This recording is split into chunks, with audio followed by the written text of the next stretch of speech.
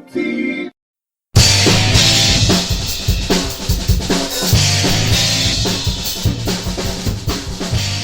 Hi, everybody. This is Tracy Swedlow, and this is Televisionation. This is our new video show podcast to bring the TV industry together around the world. It's the TV Nation, State of the TV Nation. And I'm very excited to have one of the premier women in the industry. Everybody knows Jane Clarke, who's the CEO of CIMM, otherwise known as the Coalition for Innovative Media Measurement, which is the URL, by the way, is cimm.us.org. Welcome to the show, Jane.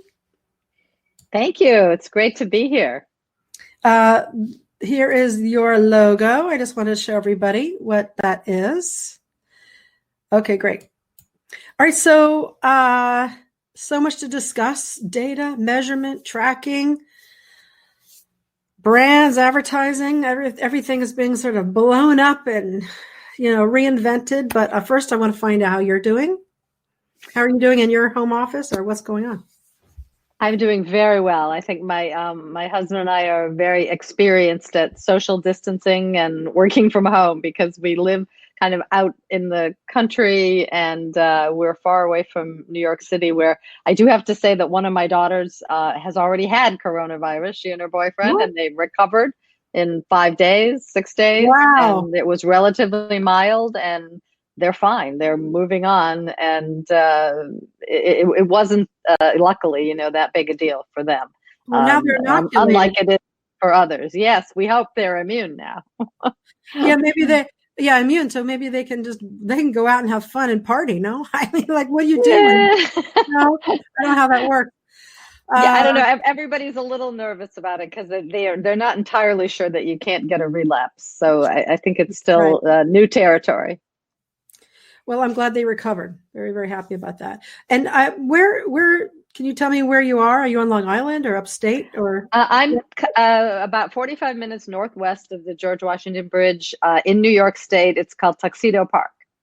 So it's near all the Harriman State Park and Bear Mountain and Sterling Forest. It's a lot of lakes and hiking and mountains out here. Sounds dreamy. Very, very dreamy. I'm glad you're not, I mean, your daughter recovered, but us older people. Yeah.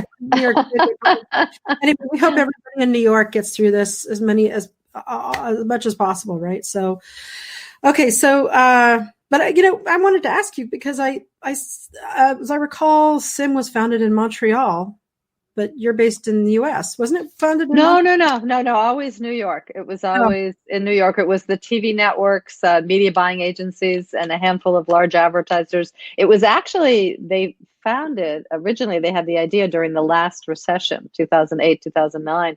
And then they hired me in 2010. So we're into our 11th year here.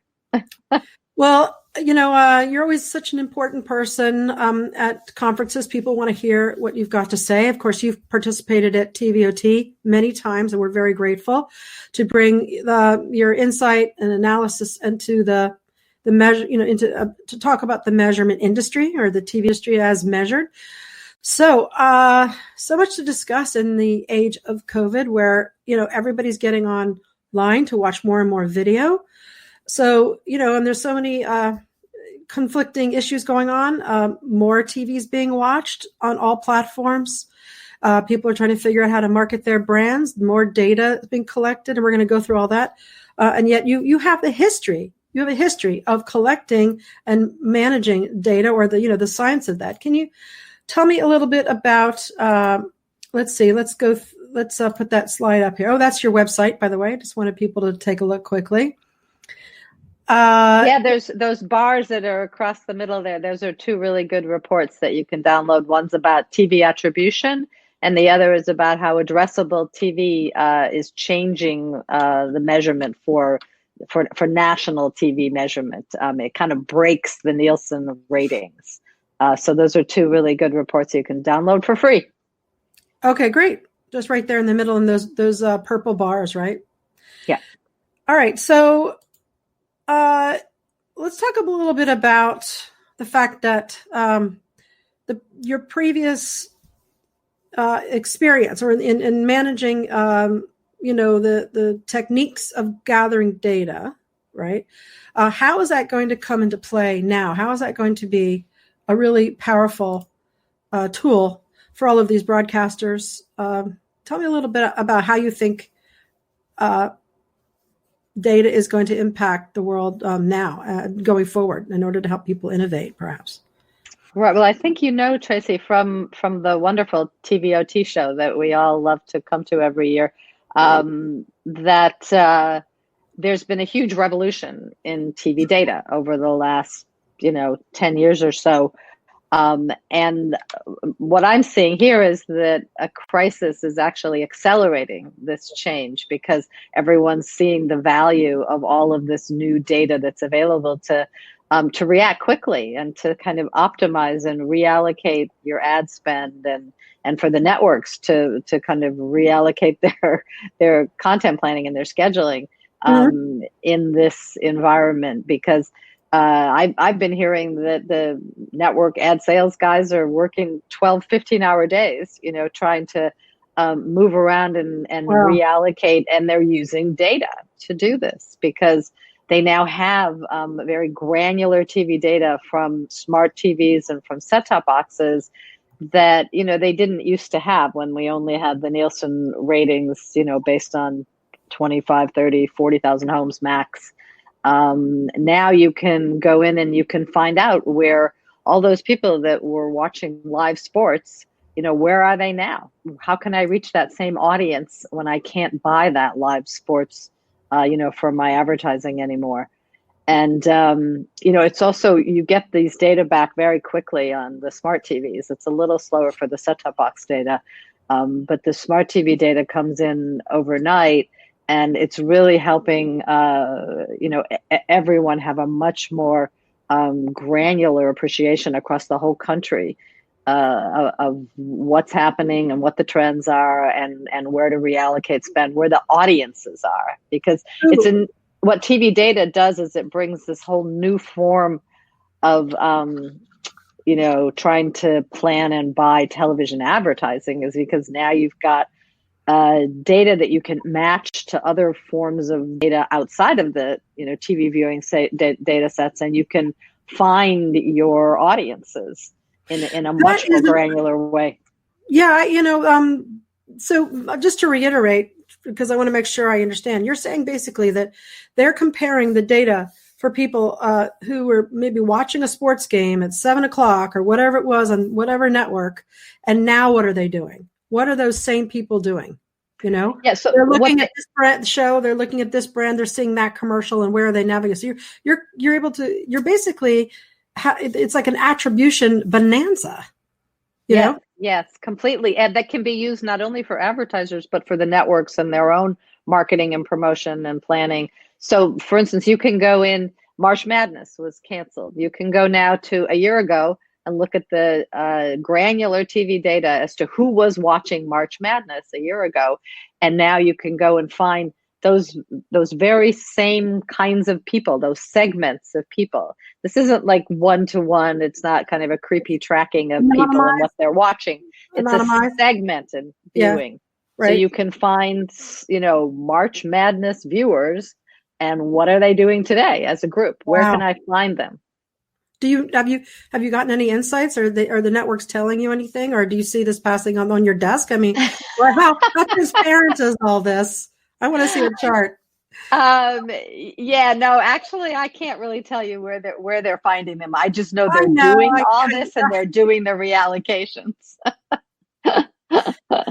Everyone's different, every network's got their secret sauce of how they're finding it and showing their clients where to reallocate their dollars. I mean, the interesting thing here is that luckily the TV industry has a little bit of an insurance policy here, because digital spending, there's a lot of small businesses that buy advertising on Google and Facebook. And Google and Facebook are getting hit very hard right now, because it's easy for those small businesses to just pull their advertising in digital.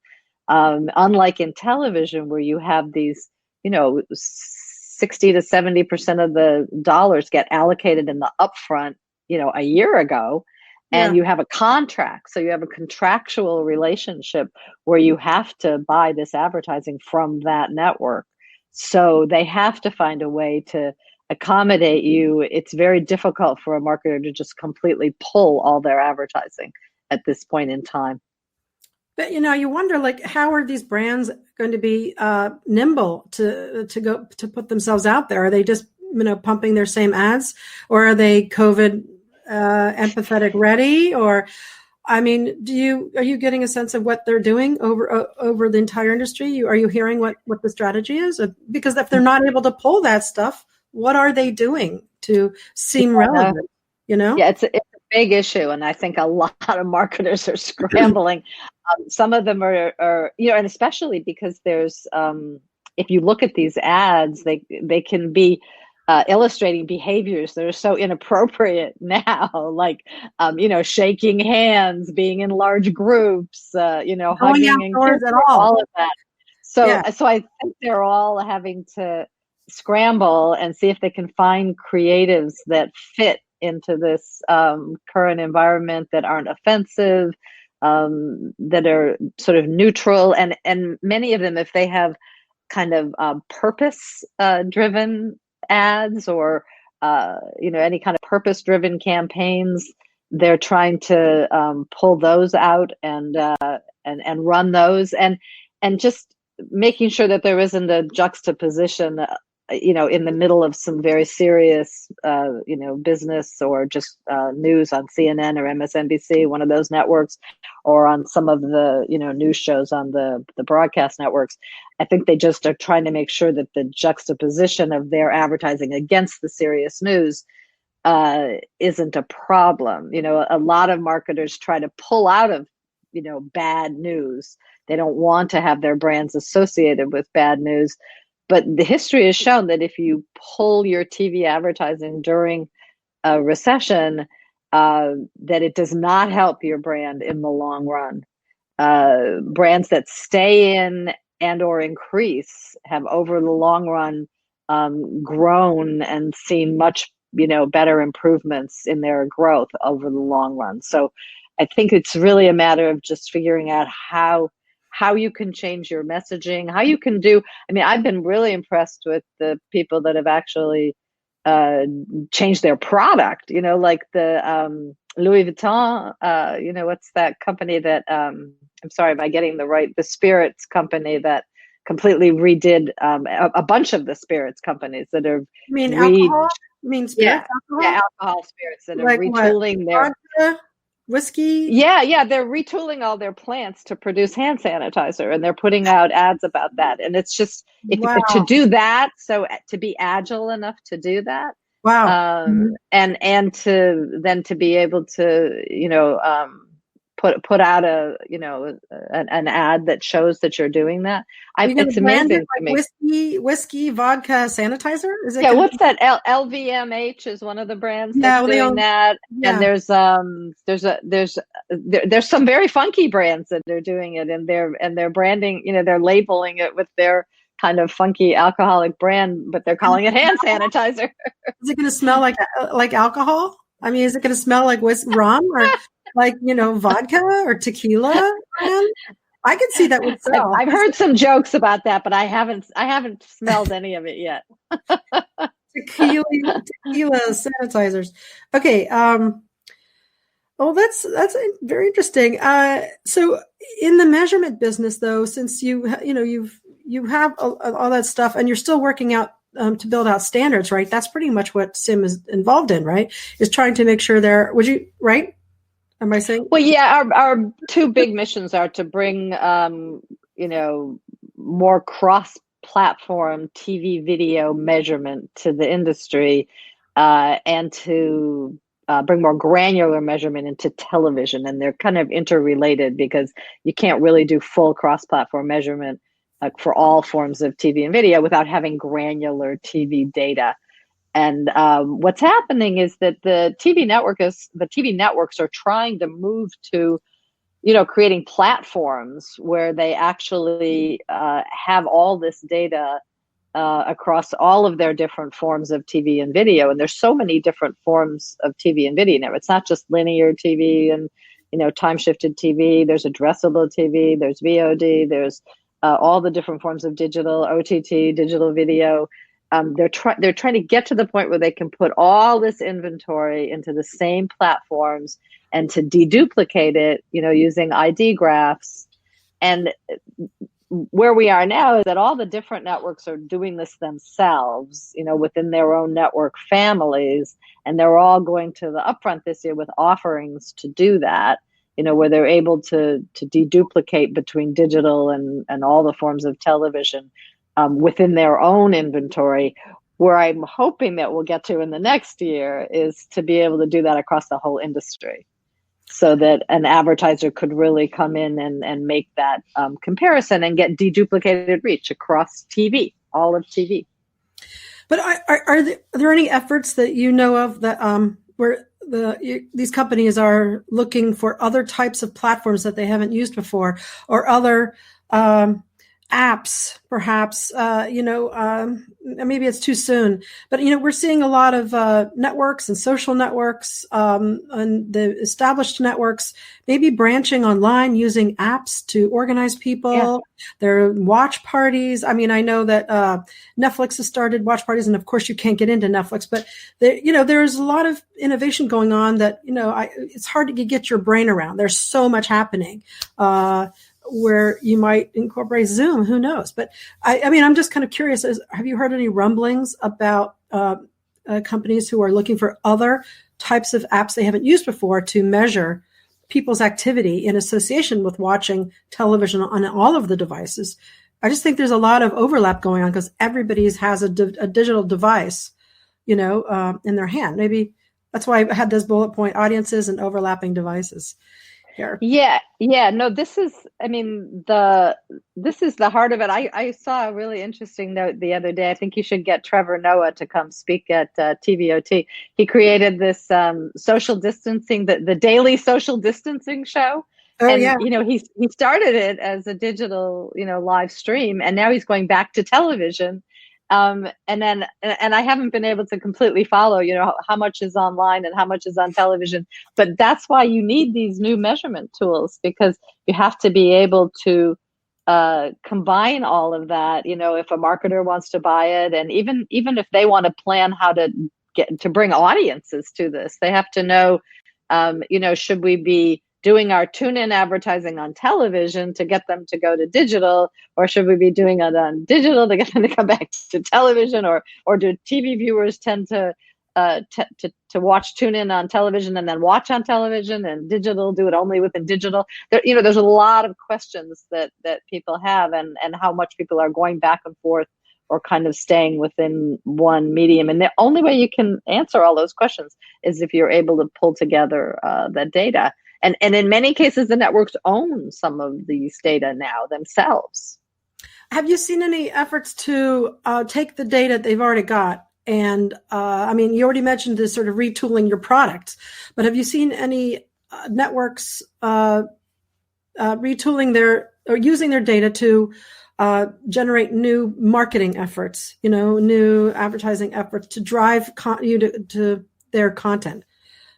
Yeah, no, I have seen, one of the big network groups. I don't know if I can really mention who they are, but they have a platform like this where they have a lot of the granular TV data. They have their all their app data. They're putting it together, and they're testing all kinds of things about how do you push people back and forth from digital to television. How are you reaching the light TV viewers in digital, and how do you what kind of content should you be making for them in digital versus trying to drive them back to television? It's a completely new game for the networks, because they have so many ways to get their content out, and so many opportunities to offer marketers to reach different kinds of people, that they really need these kind of data planning platforms to put it all together. Do you feel that after they collect all this data, or maybe they need to, I'm sure they're considering it now, but to what extent do you think that this will drive or force people to innovate, come up with new formats, new types of advertising? Do you think that they have to do that? Or do you think once this is all over, hopefully, right, that people just go back to their normal ways of doing things? Or do you think we're going to be moving into a new age of television, measurement, tracking, multiple, even more platforms than ever before? Yeah, no, like I said in the beginning, that the crisis accelerates change. I think we'll see changes coming out of this time when, look at what are we doing? We're all talking to each other on our computers, and there's all this streaming, and you have entertainers performing on, live on Zoom at night. I mean, there's so many options of things that now we can, watch via streaming because we can't go out and see anything in person. I think it's going to change an awful lot. And I think there's marketers who are adapting. Someone was telling me that they listened to Nike's earnings call the other day, and just the things that Nike is doing to become more of a digitally based, direct to consumer, online delivery, offering their products to be able to ship directly to consumers. I mean, I think everybody from the media companies to the marketers are having to make these changes of how do you now live in this new world, and the ones that had already started doing this are farther along now. That's I think really well said. I mean, I think I'm even volunteering too much here, but I'm going to be helping someone produce a film festival, a virtual film festival tomorrow night at 8:00. There you go. That's so cool. And it's called the Bridge Virtual Film Festival. And then I did a live auction, a video auction using this same kind of idea. And I'm talking about myself, but I just did a whole thing with a bunch of students who are learning how to make television and film. I participated in a roundtable discussion of show and tell and an analysis. And I think, I shouldn't say unfortunately, I'm kind of interested in it. I'm going to be driving a sort of film night discussion, with a group of people, in a nonprofit setting. So, I mean, there's so much to do. That's fantastic. Yeah. Great new formats. It's what? Great new formats for entertainment and information. It's terrific. Well, there are more. There are more things that I have said that I would do. Doing all of this stuff, I don't want to bore you all with all of the. Well, no, Tracy, if there's anything we know about you, I've been going to your conference for 10 years, and it's always about innovation. Oh, thanks. Well, one thing I mean, if you've been to my show, I'm sure you were there that year. I'd have to remember, but I was developing a musical, right? And even I remember that. Had a performance of one of the songs that I had developed for my musical. So I'm going to help an entity here in town do a distributed musical. So there you go. There's more.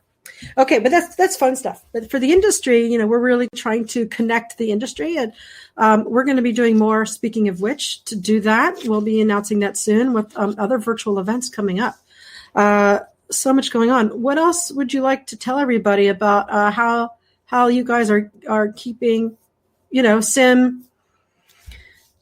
I mean, like you guys are, I'm sure you're not busy. I mean, I can't imagine. You're probably more busy than you ever were before doing this. Well, yeah, I will say that CIMM's always been kind of virtual. We've always offered a virtual option to all of our meetings and conference calls. And I will say that with everyone home, you definitely have people's attention even more. And they're kind of really pushing a lot of the initiatives that we've been working on. So I've had a couple of calls in the last week with some ideas for new projects, and people want to move ahead. We have one about, we've been trying to do some work on combining smart TV data and set-top box data so that you can get a better nationally representative data set of kind of all the different kinds of TV data. There's ways that they both complement each other. And so we've gotten a proposal for that. We're working on that. There's even a new panel that's launching in the TV industry to try to. But what is it doing? Well, they have a kind of if you were Nielsen starting today, you might have a much more high tech kind of meter. They've created a meter that has 8 HDMI ports that you can plug in all your devices. And, I have one right here. I have something like that right here. And they want to do a pilot test this year. Wow. CIMM may or may not be able to afford working with them, but we're very supportive of what they're doing. It's called Persona Core. And then there's this initiative that I've mentioned where a bunch of the networks and media buying agencies and tech companies and advertisers are looking at creating, a TV platform that can then, really better meet marketers' needs for deduplicating reach across all of TV. And there's another big initiative that the marketers are pushing this year from the World Federation of Advertisers, where they're trying to better deduplicate television against Google and Facebook, the big digital platforms. And CIMM's been somewhat involved in that, particularly on this TV side of it, trying to help to get a more granular TV data platform to feed into that. Are you guys pulling in data from Google, Facebook, and Twitter? We're not actually doing that, but the initiative from the World Federation of Advertisers, the WFA, which will happen in the U.S. through the ANA, the Association of National Advertisers, they're going to create a pilot test where Google and Facebook are actually working together to try to find ways to allow their data to go into safe rooms and be deduplicated in very privacy compliant ways, and also combined with television and other digital platforms. So the industry is really pushing that forward, and I think we will start to see some real innovation in that in the next 6 to 12 months. You think that's when they'll actually put out some data by then? They'll actually tell you what's happening, or they'll just be done getting it in place? I mean, yeah, I think that we might start to see pilot test data. That's soon. But so all these things can be done while people are still working from home. All of this. Google and I was surprised to hear actually that Facebook is not a big work from home company, but Google's a big work from home company. Well, they own all the screens, right? They own all the Google Classroom, the sheets, the docs, it's Hangouts, the everything. Yeah. Everything. So, but I think Facebook will catch up pretty quickly here. But I think that there are nothing stopping people from pushing all this forward.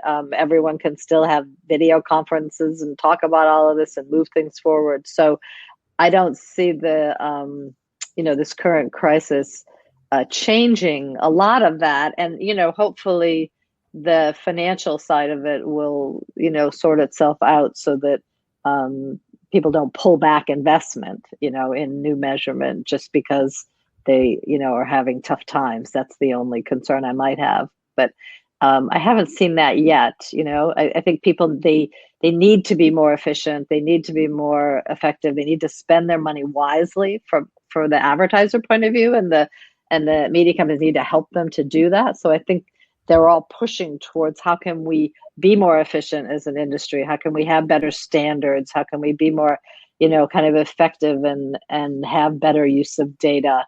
It's a kind of a messy industry now. There's not a lot of even some of the things that CIMM does to standardize, like using the same identifiers across all different kinds of file formats and standardizing metadata and all of these rather mundane plumbing level initiatives that we try to push forward.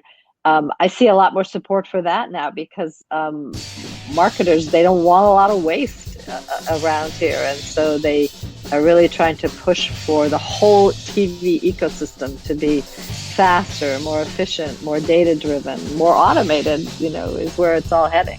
So sounds to me like, this is the time, if you want to stay in the business, you've got to get in the business. And it might be messy, but you need to come in and be supportive and help sort it all out. As always, the people who are out the door first are the ones that are the leaders later, right? So I think that's a good place to end. A good, hopeful, positive note from you to jump in. So if there's anything else you'd like to say, I'm ready for my what's the day? Thursday. I'm ready to call it a day. myself. I'll just say thank you for doing this. I think you're terrific, and you are so innovative, and this is a wonderful idea. So thanks for including me. Thank you, Jane, for all you do for the industry. We can't do this without you. Jump in. Don't sit in your silos out there. This is Televisionation, and this, of course, is Jane Clarke, CEO of CIMM, or the Coalition for Innovative Media Measurement. I need to say that 50 times. Coalition for Innovative Media Measurement. We need a CIMM t-shirt, Jane. Okay. Thanks, everybody. Take care and see you next time. Thank you. Bye.